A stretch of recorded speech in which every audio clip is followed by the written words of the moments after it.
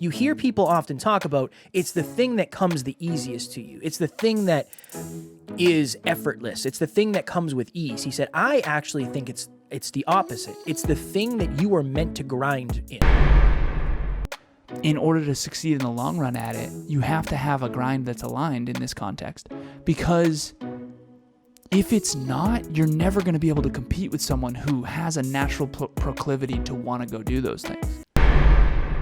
Next Level Nation, welcome back to another very special, as always, episode of Next Level University, where we teach you how to level up your life, your love, your health, and your wealth. We hope you enjoyed our latest episode, number 1119, Are You Losing Hours by Procrastinating Your Minutes?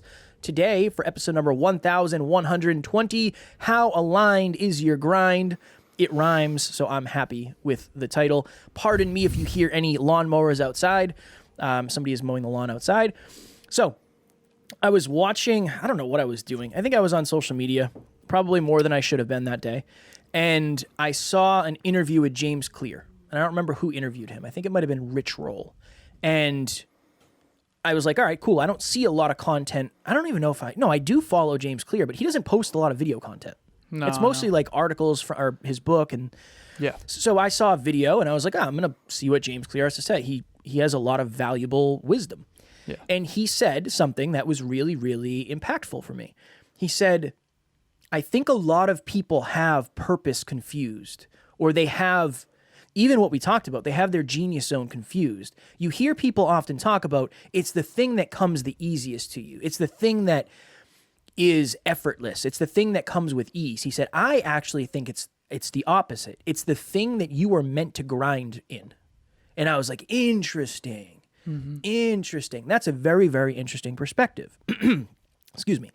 So I was on a podcast yesterday, and it kind of came full circle because they asked me something along the lines of, how do you keep showing up? Like, how do you keep showing up? How do you do so many podcasts? And how, we always see your stuff all over the place, and you do 7 episodes a week, and you're sharing shows all the time. How do you do it? And I said, well, based on this new information that I have, or at least this new revelation I have from James Clear, I said, you know what it is? I'm just more capable of doing this than somebody else, potentially. I said, my grind is just more aligned. If what I was doing was coaching calls like Alan, I don't think it would be the same for me. Yeah, it wouldn't. Right? I don't think I could do... You tried. Yeah. It's not the same. I don't like coaching calls as much as I like podcasting. I just don't. Right. It's not as aligned for me. Now, I love my clients. I love our clients. I love working with them. But if I could do 15 podcasts or 15 coaching calls, I would do 15 podcasts every day of the week. Mm-hmm. It's just, I would rather do 15 podcasts than 7 coaching calls. That's how much more I like podcasting. So the point of this episode, we often talk about how it's not going to be easy and there's always going to be struggle, and that's just par for the course. The good question, the good understanding, maybe the good awareness to have is, if you do find the thing that you are meant to do, it's still going to be a struggle, but it might be less of a struggle for you than it would be for somebody else. That's really where I want to go with this episode. What I said was, I think there was 2 hosts, so there was co-hosts on one of these shows. And I said, honestly, you shouldn't do what I'm doing. That's probably not what you should be doing. You probably shouldn't be doing 245 episodes in 3 months. It probably isn't what's right for you. I said, for me, that's what I should be doing. If I didn't have to track PPT and I didn't have to do all that other stuff, I would crush podcasts all day. I'd love that. Even yesterday, it was brutal. I get off of an hour and a half interview, and I told Taryn, I said, I was laying in bed at like 3 p.m. Like, I laid down for like 5 minutes. And I said, I gave that everything I had. And she's like, well, how do you feel? And I said, I feel pretty empty. And I said, but I have another hour and a half interview in 5 minutes. So I gotta show up. And the second the light goes on, it's like, boom, here we go. Let me show up as much as I can. So, and then you had a meetup after that. And then we had a meetup after that, which we crushed. We did a really, really good job. That was a good one. Yeah. We did a really, really good job. But that's because when the lights come on, that's a line for me. That's a line for me. So that's the point of this episode is, I really believe if you're grinding, think of it this way. This is a good way to put it. The year I made the most money at my old company when I was a foreman doing weatherization, the year I made the most money was the year that it was the most aligned for me. And I also worked the most I ever had. I had traveled. So I lived in Massachusetts at the time, I lived in New Hampshire at the time. I drove to Virginia. I drove to Pennsylvania. I drove to New Jersey. I was literally driving anywhere from 15 to 30 hours a week, and then working 40 hours every week and exercising and all that. But I only cared about the money. That grind was so aligned for me. When I stopped caring about the money, I could not do that job anymore because the grind was no longer aligned. I was out overnight, done. So that's just a good example. No longer worth it. It wasn't worth it. It's no longer worth it. It wasn't worth it. I was on the phone with a Zoom. I'm not ever taking phone calls. I was on Zoom with a client yesterday, and we were talking about, so essentially, I always keep this anonymous. I asked her, like, okay, your dream life, the body of your dreams and the home of your dreams, the relationship of your dreams, the business of your dreams. Think about that. Visualize that for a second. She said, okay. I showed her that domino video. So at NLU, we have this new video I found on YouTube. It's essentially just a domino effect. How do I describe this? So a domino, if you've never heard this before, you probably have, but if you haven't, a domino can knock over another domino that's 1.5 times its size. In other words, more than half as big. I don't know how to explain that correctly. So picture a small domino and one that's bigger by half, 1.5, exactly. 1.5. 1.5 itself times plus its half. size. Yeah, itself plus half. There you go. Thank you. Yeah. So it gets really big really fast when you start this domino effect. And in this video, it's not real, but essentially it's a drone that like zooms out and it shows these dominoes knocking over and how big. I think it's like, 50 dominoes goes to the moon or something. I don't know the exact, but I essentially said to this person, I said, the reason why I think you're struggling to take the actions today is because you don't believe enough in that big domino, because you either don't believe it's possible for you, or going to be worth it. You don't believe it'll be worth it. And so essentially what we did is I said, okay, take your dream life, your dream body, your dream home, all this stuff. And like, let's just, for a sake of argument here, and this might get uncomfortable, but I think it's on purpose because we got to shake the snow globe here. Coaching, it's not supposed to be comfortable. It's supposed to help you grow. So I said, now imagine I want your dream life and your dream physique and your dream relationship and your dream home and your dream business. Is it possible for me? Because we went through it. Is it possible? She's like, I think. I'm like, is it possible for you? She's like, 2, maybe like a 2 out of 10. And I said, okay, will it be worth it? And I think she gave me another low number. I said, okay, what about me? Okay, let's say I want your dream life. She said, 10. And I was like, okay, I appreciate that. That's not why I'm doing this. Why? What's the difference between you and me? And I do understand everyone has different quantum abilities. Nature versus nurture. I understand that sometimes people are in the perfect storm of the right genetics with the right upbringing that brings them to places that not everyone can get to. So I understand the practicality of this, right? Michael Phelps is a swimmer. LeBron James is a basketball player. Like, I get that there's that component. That said, I'm Derek Smith, and I just wanted to talk to you real quick about group coaching. I found it to be very beneficial. The biggest thing that I got from it was definitely the tap out and keeping track of the daily habits. It's much easier to get these priorities done when it's scheduled. That way you know that you're doing them first compared to trying to fit them in later. So scheduling it and getting that done first, and then having something accountable every single day to do those, was definitely beneficial. So if you're thinking about giving group coaching a chance, you should definitely do it. 10 out of 10 for me, only 2 out of 10 for you. And I think a lot of our listeners probably feel that way. A lot of them struggle with self-belief, and I'll bring this back to the topic here in a second. But essentially what it was is, how aligned is your grind? She said, you have more self-discipline than I do. That was the linchpin of this conversation. I said, okay, I appreciate that. Why? Why do I have more self-discipline than you do? And then we went down that rabbit hole.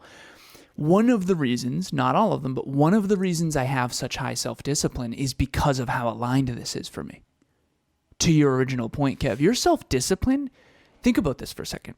How many podcasts, if you just guessed, how many podcasts have you done in the last 5.5 years? I don't know, 400? No, podcasts. Total. Oh, total? Yeah, 5.5 years. Total. Probably like 1,600. Okay. 1,600 podcasts in 5.5 years is like the 1% of 1% of 1% of 1%. And I'm not here to talk Kevin up. Here's my point. Please do. Okay. If you didn't like podcasting, how is it even possible to have done that? No, there's too much resistance. There's too much resistance. And that's kind of the point. You're not going to like every day. How many of those podcasts right before them were you pumped to do? Oh, I thought you were going to say the other way. They're 25%. Yeah, right. Okay. How many of them were you glad you did tonight. after? Not all of them. I would say like 99%. Yeah. 99%. And then there's the definitely 1% of just hosts that were not aligned. Yeah, some weren't great or some weren't aligned but I have some tonight that I'm like, I don't want to do them tonight. I want to relax. I'm tired. I'm beat. But this is the thing. And this is the interesting thing. If I show up, I'm going to give it everything I have. That's just who I will give it absolutely everything I have to my own detriment. And that's just who I am. But that's because I love it. That's because I love it. You remember when Evan Carmichael told us that he needs to be careful when he's at events? So Evan Carmichael came to one of our events and he did a Q&A session the next morning. And he said, I have to be careful because I love helping early entrepreneurs so much that I'll burn myself to the ground. Yeah. And my wife and I have talked about it. Same. I think you're like that with podcasting. I'm definitely like that with coaching. Kevin and I had a little mini rumble before this episode. I was like, dude, 1.5 interviews? Like, are you sure? And he's like, well, you do 1.5 coaching calls all the time. I was like, touche. And then and I'm like, yeah, and you think that's a mistake, don't you? Right? And he's like, yeah, but you told me it's not. And yes, so it's because we love it so much, but that doesn't mean I want to jump on the call every time. I think that's a misunderstanding. So how aligned is your grind? It's this weird thing. Let me try to break this down. You're going to want to do it in the macro. You're going to want, like, this is my thing. I'm going to want to do it. Okay. Before the interview or before the coaching call, you're not going to want to do it. You're going to be like, damn. This most of the time. Not always, but most of the time you're going to be like, this is going to suck. Then after, you're going to be most of the time, you're going to be glad you did. And I think you just kind of have to ask yourself this simple question. Am I putting myself in a position where I really can stick this out for the long term? Like for me, I don't like running. I've never been a big runner. Some people love running. I did cross country and track. I hated running. Just, it sucks. It doesn't mean I can't run. It just means I'm not going to. I love weight training. Now, do I always want to go to the gym? Hell no. But when I do weight train, I'm always glad I did. I love to weight train. Running versus weight training. Let's say one of them is a sport I need to go be a professional runner or whatever. It's not going to happen. It's not going to happen because I just don't enjoy it enough. You know? And so it's really what Steve Jobs used to talk about. Like, you really do have to love what you do in order to succeed in the long run at it. You have to have a grind that's aligned in this context, because if it's not, you're never going to be able to compete with someone who has a natural proclivity to want to go do those things. Kevin realized very early on he's never going to be a coach like I am.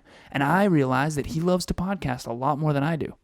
And that's okay. That's why we've leaned into him going on so many shows. I don't even do shows anymore. And honestly, I'm more fulfilled. Somebody asked, they said, I'd love to have you and Alan back. And I was like, here's the thing. That's not going to happen. Alan doesn't do shows. That's my jam. If they want to coach, though, you let me know. Right, of course. This is the last thing we'll say, because I have to go, because I have another podcast and Alan has a coaching call. That's the way it is. You have to. So ask yourself the question: how can my grind be more aligned? Because there are certain things where, if you want to get in better shape, you're going to need to exercise in some way, shape, or form. And again, there's different ways you can do it, but we are of the belief that weight training is really the best way, because long-term, you having muscle on your body is going to really, really serve you. More than running, more than yoga, more than cardio. It will. It's just, that is a fact, honestly. That's like scientific. The more muscle on you have, obviously within a relative amount, the healthier you'll be long-term, because you're going to stay healthier that way. But if you don't like the gym, you might say, well, it's not the most aligned for me. Okay, how can we align it more? What gym are you going to? Well, it's a gym where there's a bunch of power lifters and bodybuilders. I don't really feel comfortable there. All right, cool. Is there like a Planet Fitness? Is there some sort CrossFit? of private thing? Yeah, maybe CrossFit. Maybe CrossFit is better. Are there certain classes that are private? Okay, cool. Let's do that. I hate working out alone. Okay, let's work really hard on getting you somebody to work out with. All right, cool. I can't find music I like. All right, cool. Let's get rid of that resistance by finding some sort of playlist that aligns with what you want to listen to in the gym. It might not be a 10 out of 10 aligned, but not everything is going to be. Not everything is going to be a 10 out of 10 aligned. The question is, how do I align it more? So that's the thing. You might not enjoy it. The reason I said that, Alan, is I love boxing. Honestly, like full disclosure, me losing 10 pounds in 10 weeks was pretty easy because I just went and boxed and I could do that all day. I love boxing. Me boxing for an hour is like a pleasure. Now it's hard and it's challenging, but I just love it. The fact that I got to box yesterday, it's like, I like boxing more than weight training. I do, but I also realize that the long term of that is not going to. So obviously, it's a balance. All right, we got to go. I know you could say a million things about that. I'm sorry, I have to cut you off. My apologies. Next Level Nation, if you are looking for, maybe this is your resistance. I am struggling to find an aligned group of human beings to share my goals with. Please join our private Facebook group, Next Level Nation. You are safe there. You can share your goals, and you will be rewarded for who you are. Maybe you want to make reading more aligned. And at the end of the day, the last thing that I did want to say was, even if you align everything, there's still going to be a part of you that doesn't want to do it. You just got to do it. So this book is called Switch by Dan and Chip Heath. I've been talking about it a lot. We're on chapter, I think, 5. It really is about how to align your environment, how to align your goals, and how to align your emotions with your goals. And it's all about alignment, quite frankly. So if you want to have more necessity to read more consistently, come and be a part of this group. That's really what it is. It's like, okay, here's a bigger, better, more aligned reason to read consistently. All of us know we should be reading more. It certainly makes me read more. I was listening to this book in the shower this morning. So book club, the link will be in the show notes. You can register. I think we have almost 50 members at this point, and it's actually pretty incredible. Lately, it's been like 12 or 15 people every single week. So join us. Next Level Nation, tomorrow for episode number 1121, last week's live podcast. Alan alluded to this earlier. What's your genius zone?